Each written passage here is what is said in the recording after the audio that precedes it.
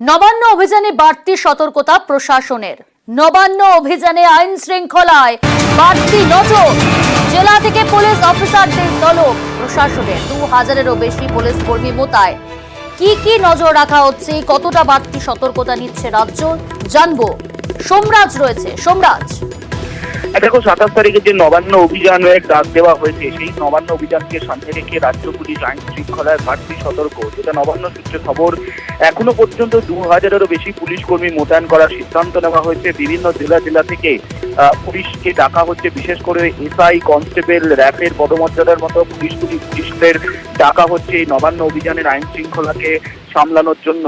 2000-এরও বেশি পুলিশ কর্মী মোতায়েন করার পাশাপাশি, যেটা এখনো পর্যন্ত সূত্র মারফত জানা যাচ্ছে, এই নবান্ন অভিযানের জন্য মোট 13 জন এসপি পদমর্যাদা র্যাঙ্কের আইপিএস অফিসার, পাশাপাশি 15 জন অ্যাডিশনাল এসপি পদমর্যাদার আইপিএস অফিসার, 21 জন ডেপুটি এসপি বা অ্যাসিস্ট্যান্ট কমিশনার র্যাঙ্কের অফিসার মোতায়েন করা হচ্ছে। এছাড়াও 26 জন ইন্সপেক্টর র্যাঙ্কের অফিসারও মোতায়েন থাকবে এই 27 তারিখের নবান্ন অভিযানকে সামনে রেখে। ইতিমধ্যে রাজ্য পুলিশের এডিজি আইন শৃঙ্খলা মনোজ ভার্মা তিনি এই নির্দেশ পাঠিয়েছেন বিভিন্ন জেলায় যাতে দ্রুত আগামী 26 তারিখের মধ্যেই এই পর্যাপ্ত পুলিশ হাওড়ায় চলে আসে এবং গোটা পুলিশ বাহিনী কিন্তু হাওড়ার পুলিশ কমিশনারের নেতৃত্বে আইন শৃঙ্খলা পরিস্থিতি সামাল দেবে, তেমনটাই রাজ্য পুলিশের এডিজি আইন শৃঙ্খলা নির্দেশ দিয়েছেন বলেই সূত্র মারফত জানা যাচ্ছে। বেশ, ধন্যবাদ সোমরাজ। আজ সকাল 10টার মধ্যেই সিটকে নির্দেশ দেওয়া হয়েছিল যে সমস্ত নথি হস্তান্তর করতে হবে সিবিআইকে। সন্দীপ জমানার দুর্নীতি তদন্ত করবে সিবিআই। গতকালই এই নির্দেশ দিয়েছে কলকাতা হাইকোর্ট। আরজি করে আর্থিক দুর্নীতি তদন্ত করবে সিবিআই, আর সিবিআইকে নথি হস্তান্তর সিটের।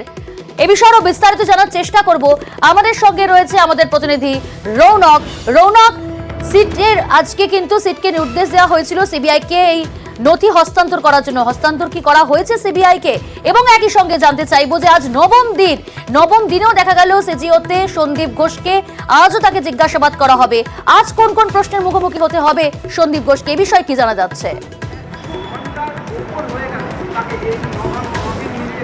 দেখো, একেবারেই গতকাল কলকাতা হাইকোর্টের তরফ থেকে যে নির্দেশ দেওয়া হয়েছিল যে সিটের যে তদন্তভার, অর্থাৎ আরজি করের ঘটনার মামলা সন্দীপ ঘোষের আর্থিক তছরূপে যে মামলা করছে সিট স্পেশাল ইনভেস্টিগেশন টিম, তাদের তদন্তভার কিন্তু পুরোপুরিভাবে সিবিআইকে হস্তান্তর করতে হবে। শুধু তাই নয়, এতদিন তারা তদন্ত করে যে সমস্ত নথি উদ্ধার করেছে, যে সমস্ত নথি তাদের কাছে রয়েছে, সেই নথি কিন্তু আর সকাল 10টার মধ্যে সিবিআই এর যে টিম তাদেরকে হস্তান্তর করতে হবে। সেই মতোই কিন্তু সিটের তরফ থেকে আজ 10টার আগেই সিবিআই দপ্তর অর্থাৎ নিজাম প্যালেসে গিয়ে এই নথি ইতিমধ্যে হস্তান্তর করা হয়েছে।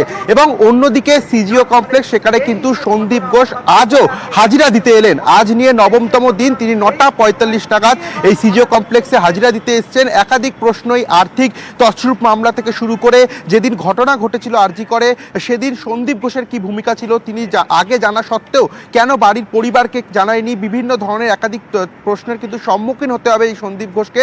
শুধু তাই নয়, যে পলিগ্রাফ টেস্ট, ইতিমধ্যে সেই পলিগ্রাফ টেস্টে কিন্তু অনুমতি দেওয়া হয়েছে এবং সন্দীপ ঘোষও সেই পলিগ্রাফ টেস্টে কিন্তু রাজিও হয়েছে। সেই পলিগ্রাফ টেস্ট করার মতো কিন্তু একটা খবর আসছে যে সন্দীপ ঘোষের পলিগ্রাফ টেস্ট হতে পারে।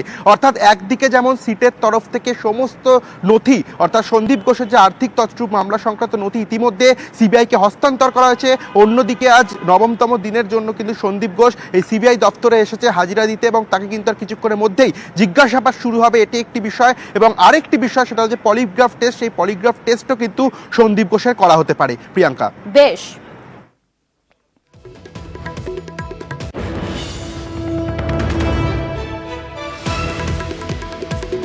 ইছামতিতে নতুন ব্রিজের দাবিতে বিক্ষোভ। গোপালনগরে পথ অবরোধ করে এলাকার বাসীরা তারা দীর্ঘদিন ধরে বেহালে সেতু নিয়ে ক্ষোভ দেখাচ্ছেন। বিপজ্জনক ব্রিজ। ইছামতিতে নতুন ব্রিজের দাবিতে এই বিক্ষোভ এলাকা বাসিন্দাদের।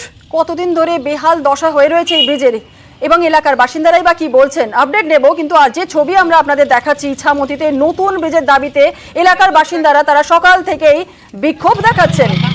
দেখছেন সেই ছবি, বিপজ্জনকভাবে অবস্থা হয়ে রয়েছে এই ব্রিজের। আর এই নিয়েই বিক্ষোভ দেখাতে শুরু করেন না যে সকাল থেকে এলাকার বাসিন্দারা। অনিরুদ্ধ কীর্তনী আমাদের প্রতিনিধি, সরাসরি চলে যাবো অনিরুদ্ধর কাছে। অনিরুদ্ধ, যে ছবি আমরা দেখলাম, সকাল থেকে গ্রামবাসী এলাকার বাসিন্দারা যারা রয়েছেন তারা অবরোধ করছেন। কতদিন ধরে এই সমস্যার মধ্যে রয়েছেন তারা? বিপজ্জনক ব্রিজ যে ছিল এটা কি ঘোষণা করা হয়েছিল আগে থেকে?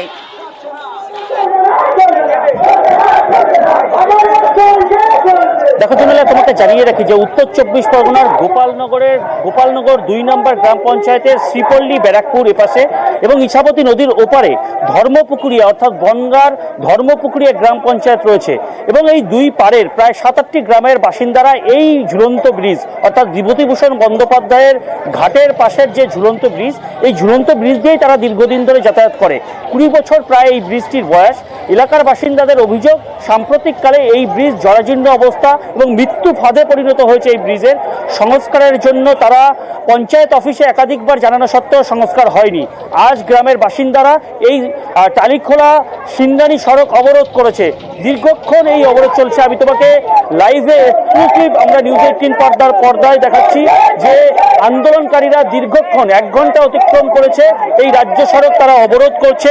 তাদের একটাই দাবি, দীর্ঘদিন ধরে এই ব্রিজের বেহাল দশা, কিন্তু তারা সংস্কারের জন্য একাধিকবার আবেদন করা সত্ত্বেও এই ব্রিজ সংস্কার হয়নি।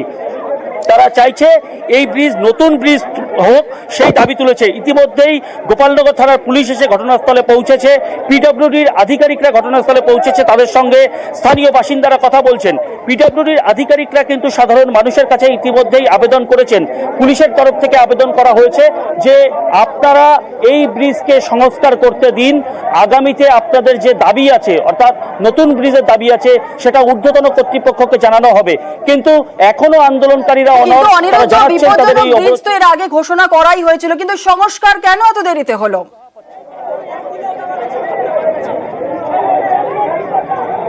একদমই তোমাকে জানিয়ে রাখি যে এই ব্রিজের যেহেতু 20 বছরের উপরে বয়স হয়ে গিয়েছে এবং এই ব্রিজকে বিপজ্জনক বলে সেখান থেকে কোনো রকম রিক্সা, টোটো, এমনকি ব্রিজের গায়ে হেলান দিতেও নিষেধ করা হয়েছে। এখানে রীতিমতন পিডব্লিউডির তরফ থেকে বোর্ড টানানো হয়েছে। কিন্তু সাধারণ মানুষের দাবি, এই ব্রিজ না থাকলে স্কুল, কলেজ, হাসপাতালে যেতে তাদের প্রায় 8 থেকে 10 কিলোমিটার পথ ঘুরে যেতে হবে।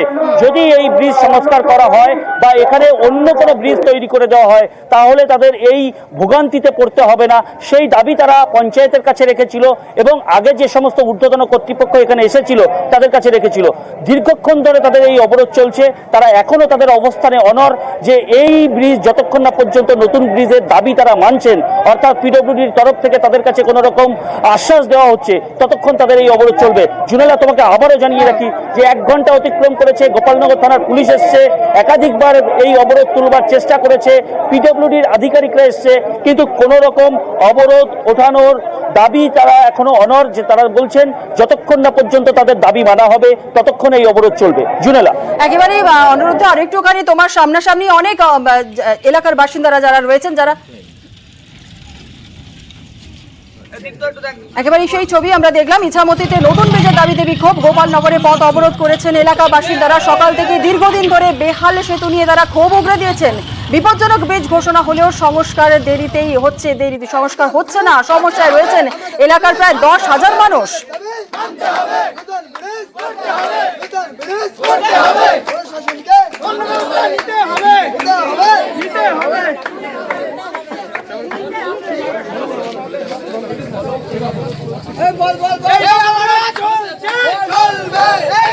যে আপাতত ইঞ্জিনিয়ার সাহেব যে কথা বলেছেন যে আমাদের অস্থায়ীভাবে ব্রিজটা যে অন্তত খারাপ আছে সেটা ইমিডিয়েটলি সারাই করে দেবেন ওনারা। তারপরে আমাদের যে প্রপোজালটা জেলাতে পাঠিয়েছে সেই জেলার অনুমোদন হয়ে আসলে পরে এই ব্রিজটা আপাতত সারাই হবে।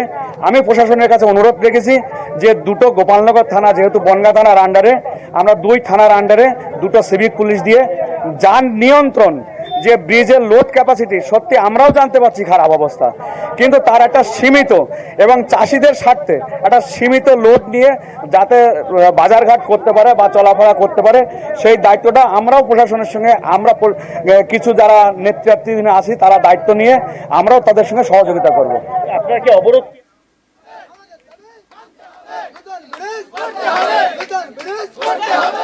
পশ্চিমবঙ্গ এবং ঝাড়খণ্ডের মাঝে নিম্নচাপ, আর এর জেরে আগামী মঙ্গলবার পর্যন্ত দক্ষিণবঙ্গে ভারী বৃষ্টি হবে বাংলার বেশ কয়েকটি জেলায়। সতর্কতা আলিপুর আবহাওয়া দফতরের।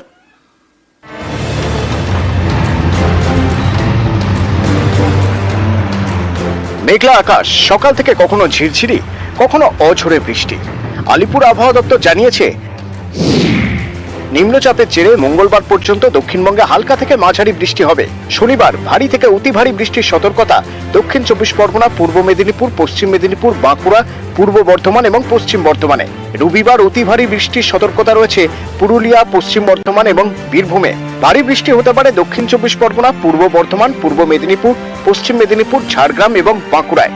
সোমবার ভারী বৃষ্টির সম্ভাবনা পুরুলিয়া, পশ্চিম বর্ধমান এবং বীরভূমে। দুর্যোগের আশঙ্কায় রবিবার পর্যন্ত মৎস্যজীবীদের সমুদ্রে যেতে নিষেধ করা হয়েছে।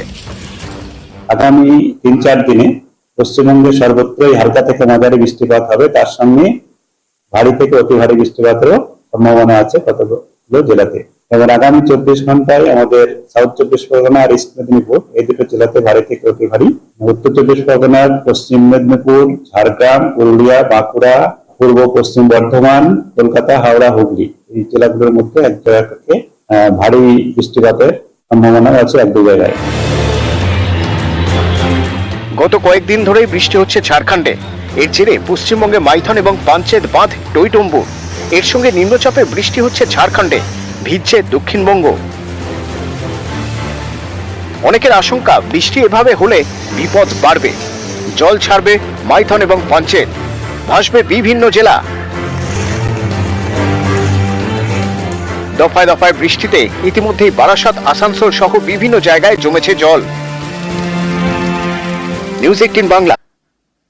খাস কলকাতায় টেলি অভিনেতা শ্লীলতাহানির অভিযোগ বাইক চালকের বিরুদ্ধে। অভিনেতার গাড়িতে হামলা, বাইক চালকের সাদার্ন অ্যাভিনিউয়ে গাড়ির কাঁচ ভেঙে দেওয়ার অভিযোগ। টালিগঞ্জ থানায় অভিযোগে গ্রেফতার করা হয়েছে অভিযুক্তকে। অভিনেতার বিরুদ্ধে অভিযোগ, ধৃতেরও। রৌনক রয়েছে। রৌনক, অভিনেতার বিরুদ্ধে অভিযোগ ধৃতের, কি অভিযোগ ধৃতের?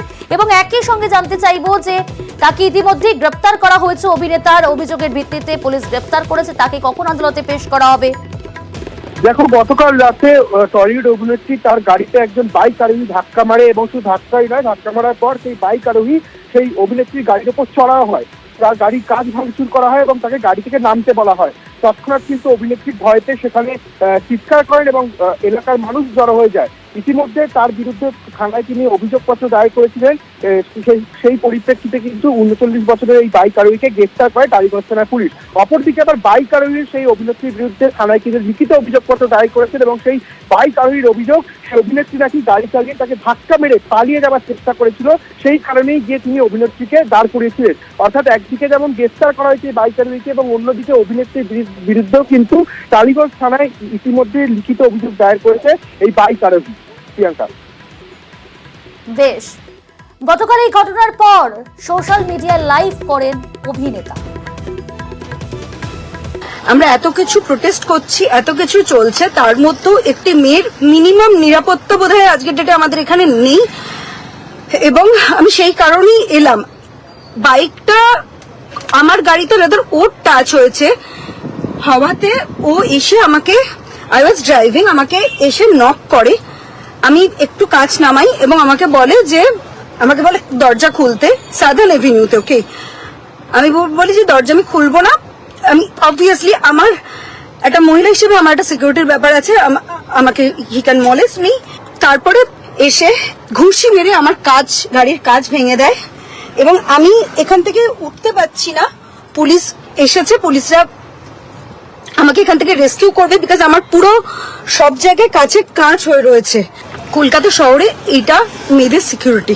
একটি বাইক সাইড থেকে আসে, ওভারটেক করে একটা বাম্পারে আটকায়, আমিও বাম্পারে করি। আমি নিজে ড্রাইভ করছি, আমি একা ছিলাম। আমার সামনে থেকে বাইকটাকে রেখে এসে আমাকে গাড়িতে নক করে এবং আমি একটু কাঁচ নামাই, মানে his body language was like বেরো, কাঁচটাকে তুলে দিই এবং কাঁচটা তুলে ও হাত প্রায় ঢোকাবে ওখান থেকে, এরকম একটা ব্যাপার। এবং ও 3 বার পাঞ্চ করে অ্যান্ড থার্ড টাইম কাঁচটা ভেঙে যায়। ক্যাওসটা যখন চলছে, আশেপাশে লোকজন, পাবলিক ওখানে জড়ো হয় এবং ও তখন এগিয়ে যায় বাইকটা নিয়ে চলে যাবে বলে।